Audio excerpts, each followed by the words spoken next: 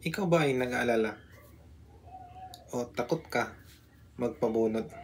Yan po ang ating pag-uusapan sa video ito pagkatapos ng intro na to.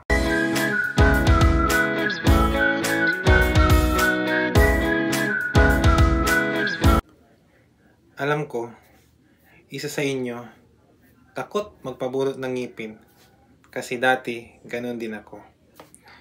Ikukwento ko lang, no? Dati kasi nung nagpabunot ako, matagal na yon nagpabunot ako.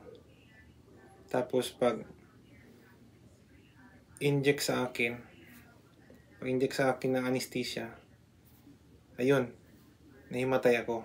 Bali, ang nangyari nun, every time pag mayroon akong appointment para magpabunot ng ngipin, natatakot talaga ako.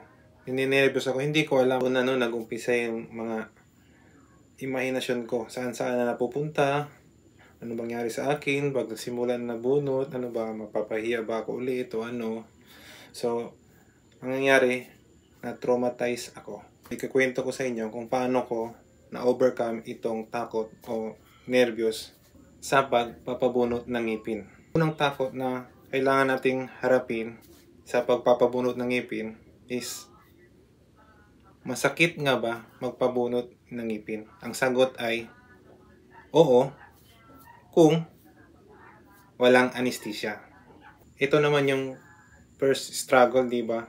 Sa pagpapabunot ng ngipin ay yung takot natin na masaktan tayo sa proseso ng pagbubunot ng ngipin. Ngayon, tuturuan ko kayo ng technique para mabawasan ang takot nyo na sa pag-iisip na masakit ang pagbubunot ng ngipin. Ganito ang gagawin mo. 1 hour or 30 minutes bago ka pupunta ng dentista, ang una mong gagawin is uminom ka ng ibuprofen. Ang ginamit ko ay yung Medicol 200. Medicol 200 yung ina-advise ko. Medicol baka naman, no? Bakit nga ba Medicol yung ina-advise ko? Kasi ako naranasan ko na rin uminom ng ibuprofen or painkillers. Tapos, ang nangyari, allergic ako. So, sa Medicol 200, nung uminom ako, hindi kasi ako nagkaroon ng allergic reaction. Kaya, yun ang advice ko, yung Medicol 200, kasi mas mababa yung dosage pero effective siya sa akin. Kayo na bahala kung gusto nyong itry. Pag uminom kasi kayo ng ibuprofen, ang mangyari kasi niyan, nakakatulong kasi yon para bawasan or pamanhirin yung buong katawan natin. So meaning, pag nag-intake kayo ng ibuprofen or yung painkiller na in-advise ko, pag uminom kayo nun, bali na makakatulong yun para mabawasan kung ano man ang incoming na pain na mangyayari sa atin. So, pag uminom ka nun, bali kung bubunutan ka, hindi ka masyadong masasaktan. No? Lalo na yung first step, yung tuturukan ka ng injection. Karamihan pa naman ng mga tao takot sa injection, di ba? So, kahit pa paano, mentally, makakatulong yun sa'yo na mapakalma yung sarili mo, na masabi mo sarili mo na ay hindi na ito masyadong masakit kasi medyo manhid na yung buong katawan ko dahil sa gamot na ininom mo. Ngayon, pagkatapos mo uminom ng gamot, ang susunod mo naman na haharaping obstacle ay yung, siyempre, bago ka bubunutan, no, dadaan ka muna sa, tuturukan ka ng anesthesia kung saan yung ngipin na bubunutin, di ba? Nandiyan na naman tayo, karamihan ng tao takot maturukan ng injection. Kasi ganun din ako dati. Napakatakot ko talaga sa mga injection kasi bihira lang kasi ang ginagawa sa atin, di ba, no? Sa mga tao diyan na takot. Alam ko kaya tayo takot kasi takot ako dati, ngayon hindi na. Karamihan kasi ng mga tao na takot sa injection kasi bihira lang kasing mangyari ito sa kanila. So, hindi talaga maiwasan na matakot o nervyusin tayo, di ba? Alala ko talaga yung dati yung takot pa talaga ako magpabunot. Yung bago ako tuturukan, bibili muna ako sa kanila direkta ng anesthesia, yung gamot. Takot ako kasi akala ko pag tuturukan ako, sandali lang.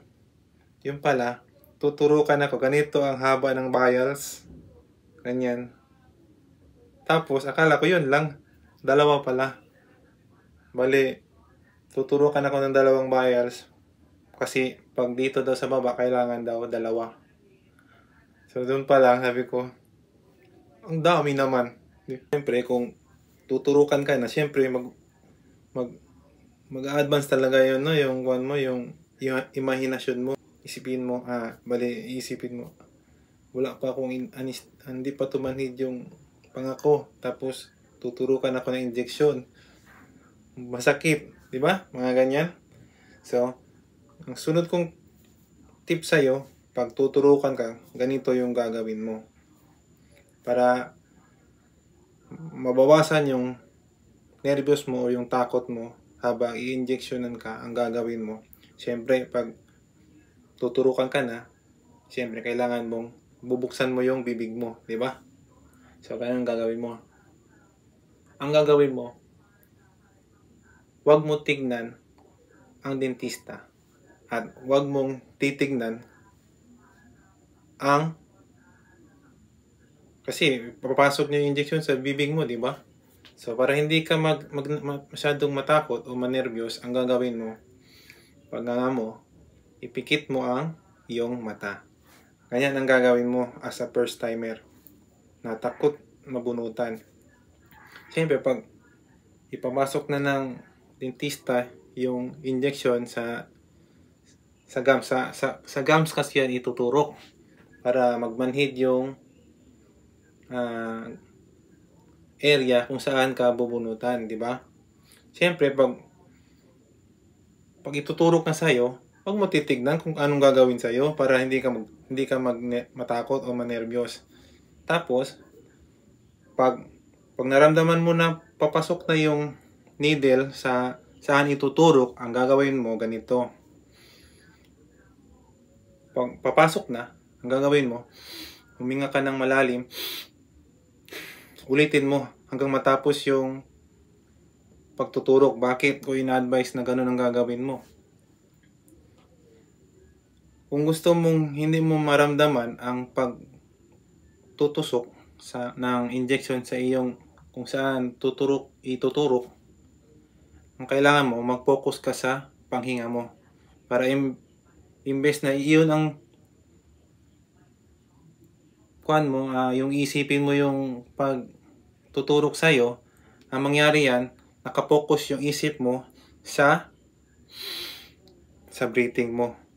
Sandali lang naman yung magturok. Hindi naman yan tatagal ng 1 minuto. Bali mga ilang segundo lang yan, depende sa tuturok, di ba? Tuturukan. Tapos sunod.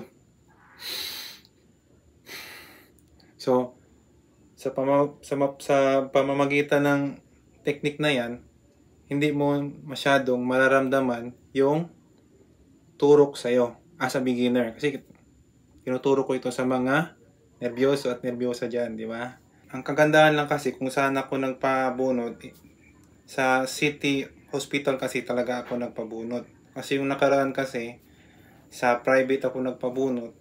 Ang ginawa kasi, ang estilo kasi nila doon, kasi dahil marami ang pasyente, madami ang magpapabunot, bali, pag turn mo na, tatawagan ka sa loob, tapos, tuturukan ka na ng injection, ng anesthesia, tapos, palalabasin ka, tapos, yung iba naman ang papasok.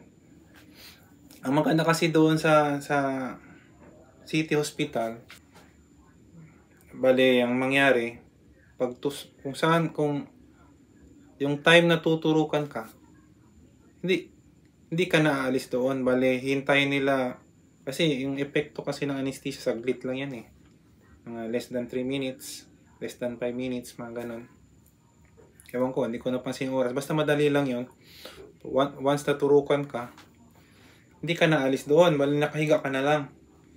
Tapos tatanungin ko na lang ng dentista kung ano, nagmanhid na ba yung bibig mo? Ganon. So, hindi mo na kailangan umalis, nakahiga ka na lang. Hintayin mo na lang na maramdaman mo yung nagmamanhid na. Tapos, once na manhid na, so simulan na nila ang pagbunot. So, pag bubunutan ka na, ito yung tip ko. Sunod. Gawin mo lang yung ginawa mo nung tinurukan ka ng anesthesia. Kasi, wag mong titignan yung dentista, wag ka mag-eye to eye, para hindi ka ma-nervyos at hindi siya madisturbo sa pagtingin mo sa kanya. Tapos, wag mo rin titignan kung ano yung ginagawa niya sa iyo. Wag mo titignan yung kamay niya para hindi ba mag-advance yung isip mo na mag-imagine ng mga nakakatakot na bagay. Baling gawin mo, same process pa rin. Nakanganga, nakatakip ang mata para ma-block yung imahinasyon mo sa kung ano man ang iniisip mo. Tapos, habang binubunot niya,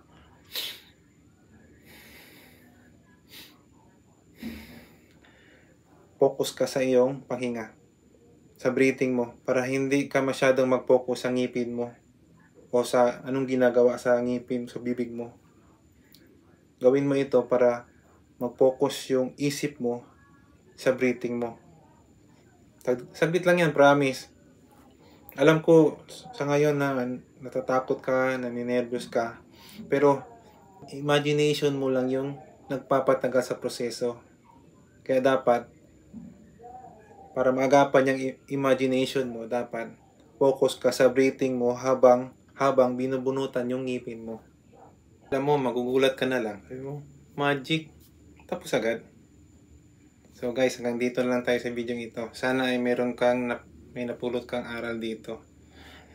Kung meron kang mga tanong, i-comment mo sa baba at pag-usapan natin. Tapos wag mo na rin kalimutan mag-subscribe para maging updated ka sa susunod kong mga tips and tricks.